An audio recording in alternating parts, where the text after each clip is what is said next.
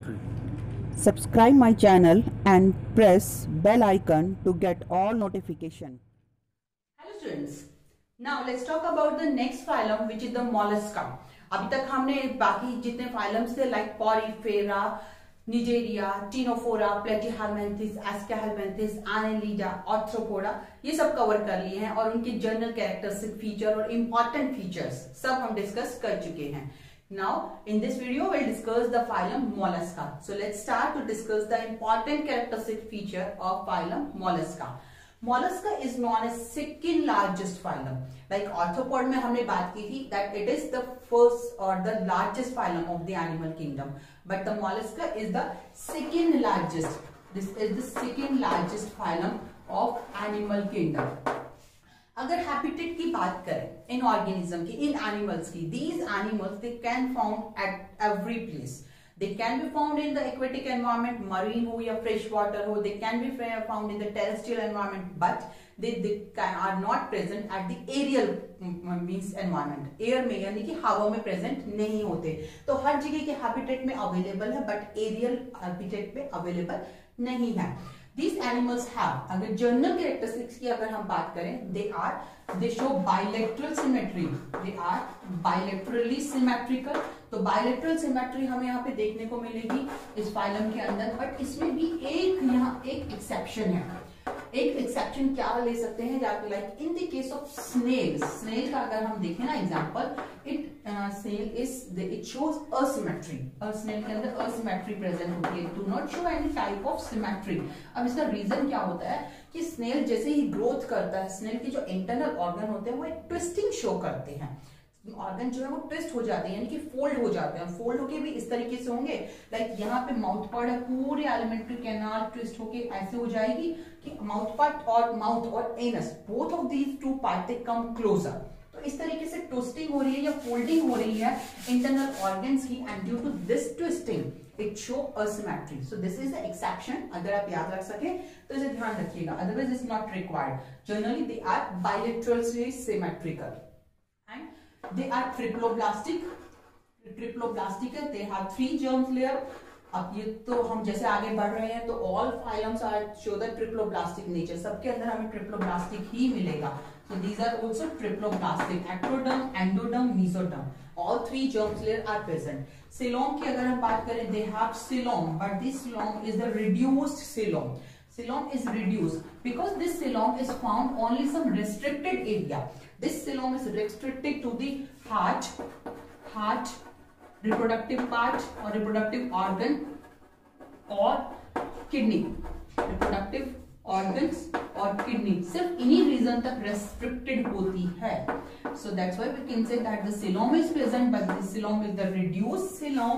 It is restricted only to the heart, reproductive organs, and to the kidney. And this coelom is filled with the blood or hemosyl. यहाँ पे भी blood और hemosyl से filled रहेगी. So they have only this feature is similar to the arthropoda. वहाँ पे भी हमने देखा था coelom जो है filled है, यहाँ पे भी coelom filled है, and it is hemosyl. Okay, now the body. अगर जनरल बॉडी की बात करें, बॉडी इज अनसेगमेंटेड. यहाँ पे कोई सेगमेंटेशन नहीं है. Body is segmented. Like annelids में देखा था, body is segmented and the segmentation is externally and internally. True segmentation था. Arthropoda में भी हमने segmentation देखा. That is only the external segmentation. Internally they are not segmented, but they do not show any segmentation. यहाँ पे body में कोई segmentation नहीं है. But here also you can take one example. एक example है जो हम यहाँ देखेंगे जिसमें हमें segmentation देखने को मिलता है. That example is Neopilina. This is the example or one exception in the mollusca phylum which show the segmentation. तो यहाँ पे इसके अंदर हमें segmentation देखने को मिल सकता है, and that's why it show the connecting link. It work as a connecting link between the annelids and the mollusca. Connecting links जानते हो कि जब हम एवोल्यूशन की बात करते हैं, जैसे जैसे एवोल्यूशन हुआ है, चेंजेस आए हैं, बट कुछ एनिमल्स ऐसे होते हैं जो कि दो ग्रुप्स के फीचर्स एक साथ शो करते हैं, they are known as connecting link. तो ये भी एक सेगमेंटेशन शो कर रहा है जो कि एनालिड्स का फीचर हमें दिखाई दे रहा है, बट यहाँ पे इस फाइलम में इस तरीके के फीचर नहीं है। So it is connecting link between the annelids and mollusc.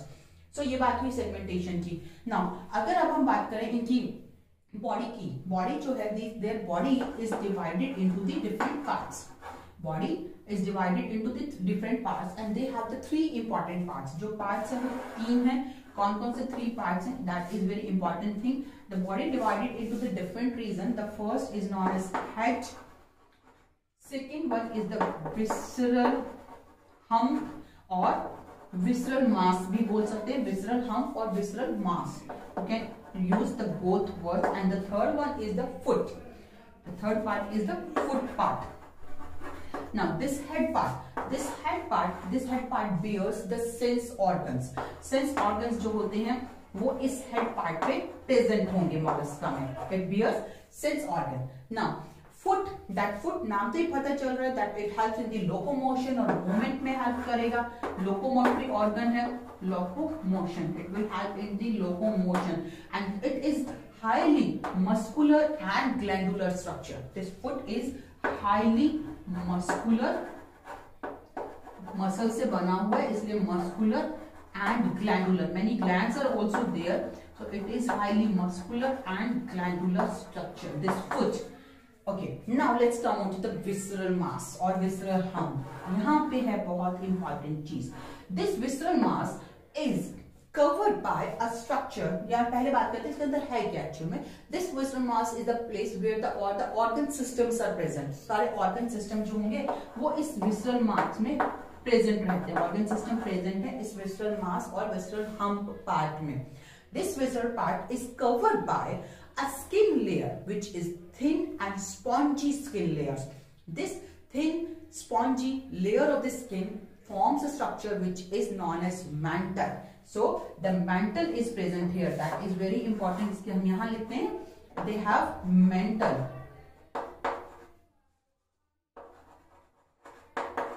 They have mantle and this mantle is thick, spongy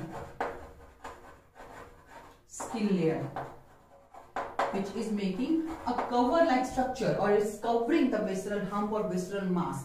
This is known as mantle and the place or the space present between this visceral mass, जो organ या body organs part present है या visceral mass और इस mantle के बीच में जो space present रहता है, that space is known as mantle cavity. So they have mantle cavity also. Mantle cavity. They have mantle cavity and this mantle cavity is the space which is present between the visceral mass and the hump. यानी कि एक मास like structure है उसके ऊपर mental बना हुआ है, cover बना हुआ है, दोनों के बीच में एक स्पेस तो प्रेजेंट रहेगा and that space which is present between visceral mass and this mantle is known as mantle cavity. उसे हम बोलेंगे mantle cavity. Now another important thing, ये चीज बहुत इंपॉर्टेंट है, ये आपको बहुत अच्छे से याद रखना होगा कि जो मेंटल है ये इंपॉर्टेंट स्ट्रक्चर है. Now next important thing is this mantle secretes the shell. Shell formation का काम करेगा. सॉफ्ट शेल हो सकता है, यहाँ पे शेल हो भी सकता है और शेल नहीं भी हो सकता. तो शेल सिक्रेशन का जो काम है that is done by this mantle part. Like shell can be present और shell can be absent. In the case of octopus we can say that there is no shell, वहां पे कोई shell present नहीं है. But in some organism the shell can be external और shell can be internal. Internal shell भी मिल सकता है, internal shell can be external और it can be internal. So अगर हम इंटरनल शेल की बात करें, the internal shell is found in the case of sepia. It is found in the case of sepia, whereas the external shell found in the case of Pila and in the case of snail. Snail यहाँ पे भी लिखा है, तो snail and the Pila. These are the organisms which show the external shell. तो ये shell की बात हुई. ऑक्टोपस आपको पता है सॉफ्ट बॉडी स्ट्रक्चर है. Okay, that is the important thing. यहाँ पे हम एक चीज भूल गए हैं. Mollusca all the organisms are the soft body. तो यहाँ पे लार्जेस्ट फाइलम है and they have soft bodied animal. Soft bodied animal होंगे, तो सॉफ्ट बॉडीड है and they are covered with the shell, but किसी में नहीं होगा, लाइक ऑक्टोपस में नहीं है, but pila, snail, sepia, these type of animals they have the shell and that shell is secreted by the manta. तो this is important thing जो हमें अभी यहाँ पे डिस्कस की है, इंपॉर्टेंट कैरेक्टरिस्टिक फीचर। सबसे इंपॉर्टेंट चीज जो यहाँ पे है that is that they have triploblastic bilateral symmetry हमें देखने को मिली है। Organ system, level of organization की अगर हम बात करें तो वो क्या होगा, ऑर्गन सिस्टम। इसमें तो कोई डाउट ही नहीं है कि जैसे जैसे हम आगे बढ़ते जा रहे हैं all the phylums are showing the organ system level of organization. तो यहाँ पे भी ऑर्गन सिस्टम लेवल ऑर्गेनाइजेशन देखने को मिल रहा है। सिमेट्री मिल सकती है सिर्फ एक ही केस में, जो स्नेल है, कोई याद रख सकते हैं तो करिएगा, otherwise they are bilateral symmetry, no segmentation is there. Most important thing is their body. Body is divided into the three regions, three parts, that is head, visceral mass or visceral hump, and the foot. This visceral mass is covered by a thick spongy skin fold which is known as mantle, and this mantle and visceral mass के बीच में जो space present रहेगा, this space is known as mental cavity. This mantle also secrete the shell, and this shell can be present in some animals and can be absent in some animal, like octopus में absent है, but external भी shell present हो सकता है और internal भी हो सकता है। External shell present है in the case of snail and pila, and internal shell is present in the case of sepia. So यहाँ पे हमने कुछ जनरल कैरेक्टरिस्टिक फीचर डिस्कस की है। ये चीज बहुत इंपॉर्टेंट है दैट बॉडी की जो थ्री पार्ट्स यहाँ पे हैं। बॉडी वॉल की अगर बात करें तो they have the epidermis as an outer layer which is single layer epidermis, and they have the muscular layer also, उसके बाद मस्कुलर लेयर होगी। तो वहां कुछ इंपॉर्टेंट चीज नहीं है, but most important thing is that these parts of their body, तो ये आपको बहुत अच्छे से याद रखने हैं। Now let's discuss some important organ system of these mollusks. Talk about the digestive system of mollusk.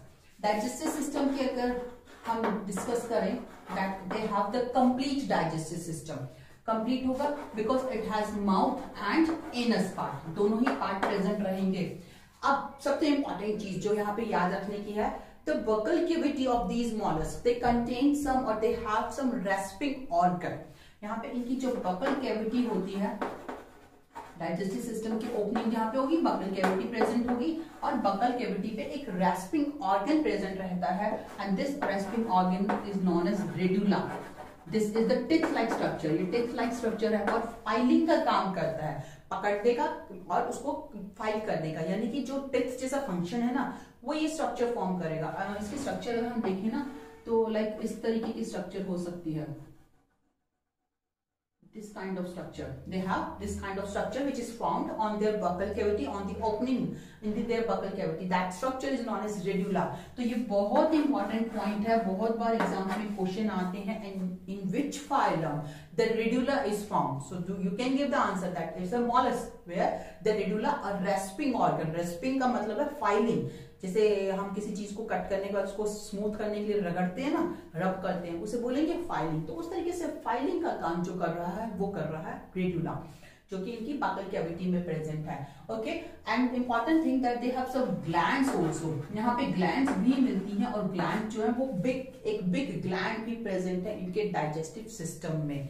This gland is known as hepatopancreas. Gland is हिपेटोपेनक्रियाज।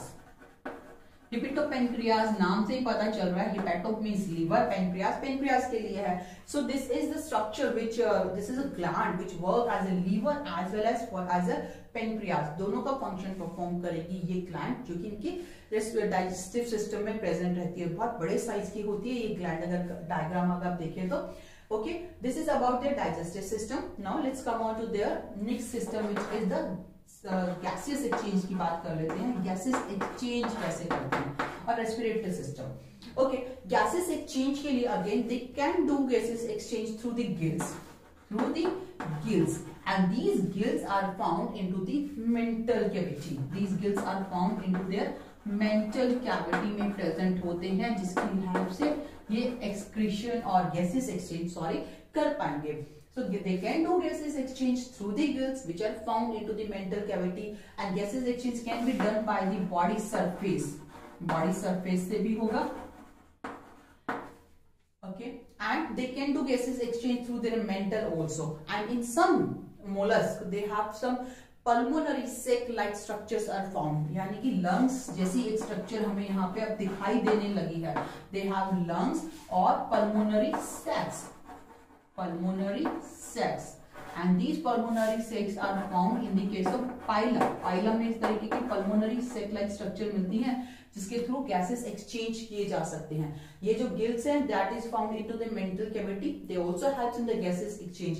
पर इन गिल्स का भी ना एक स्पेसिफिक नेम होता है, अगर आप ध्यान रख पाए, that is they are known as tenidia। Tenidia.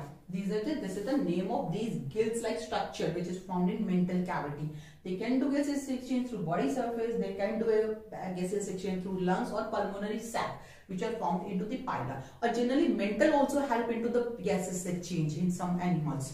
So this is about their gases exchange. Now let's come on to their circulatory system.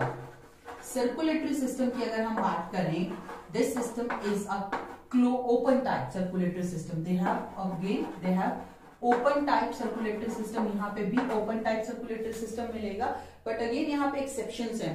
In some mollusks, the closed type circulatory system can also be found, like in the case of octopus, closed circulatory system मिलता है.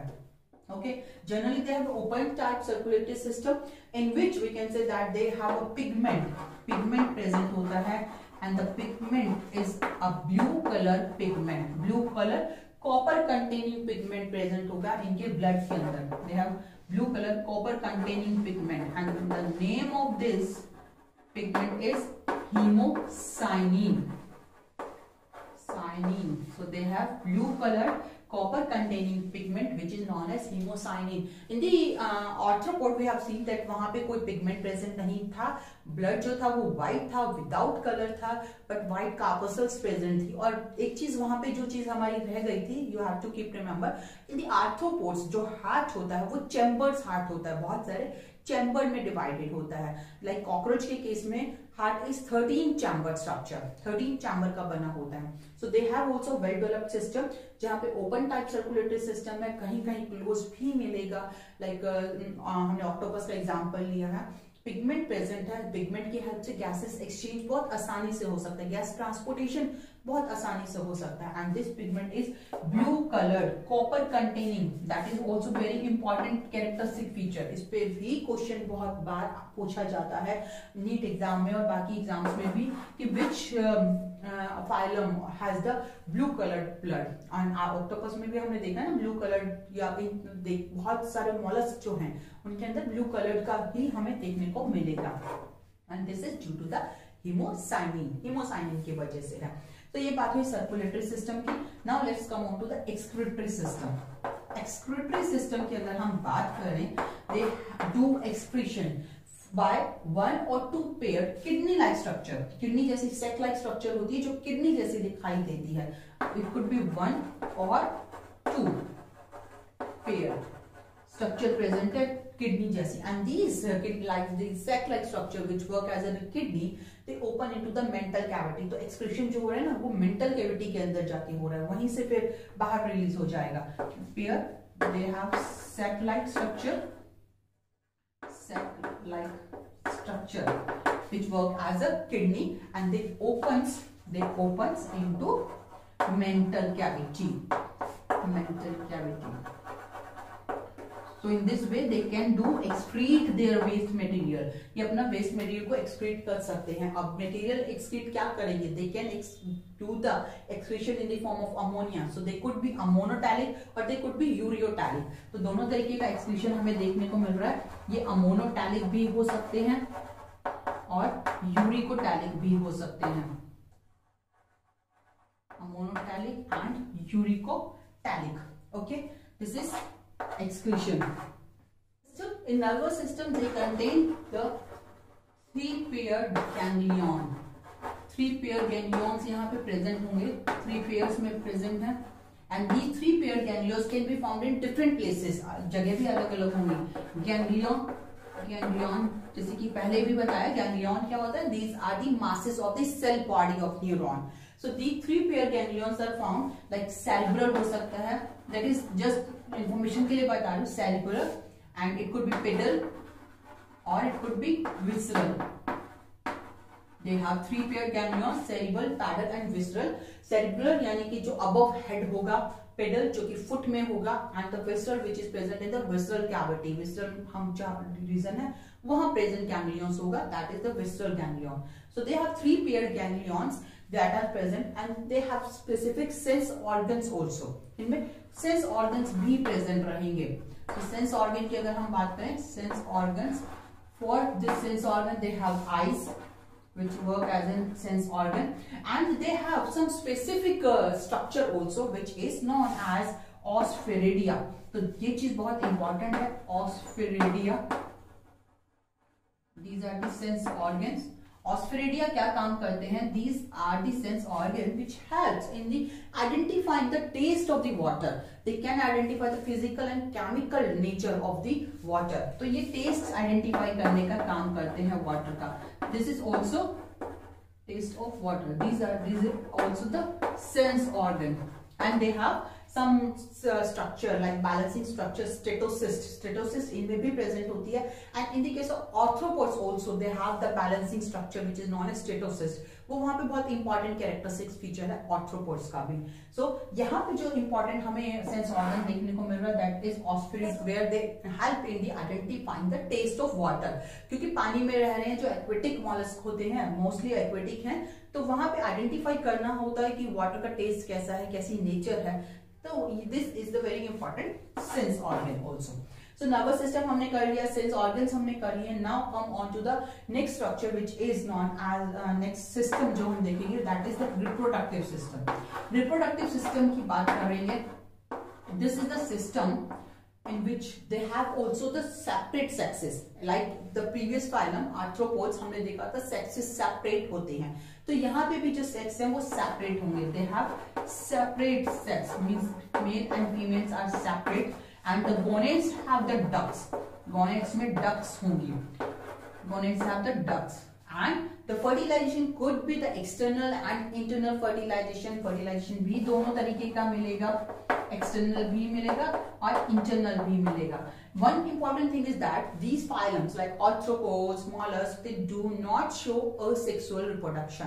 So asexual reproduction जो होता है वो बिल्कुल absent है इन phylums के. Asexual reproduction is absent. Reason क्या है? Because asexual reproduction जो है उसमें varieties नहीं बनती, changes नहीं आते new generation के अंदर. As we are discussing the phylum which are little bit higher, धीरे धीरे हम higher phylum पे बढ़ रहे हैं, तो वहां पे कुछ advancement, कुछ variations produce करने के लिए they do the sexual reproduction, they prefer sexual reproduction. So they have only the sexual reproduction. Asexual reproductions are absent in these phylums, mollusks and arthropods. कोई asexual reproduction नहीं होगा. Fertilization could be external and internal fertilization, and development की अगर हम बात करें, development is also direct and indirect. दोनों तरीके का development है यहाँ पे, direct और indirect.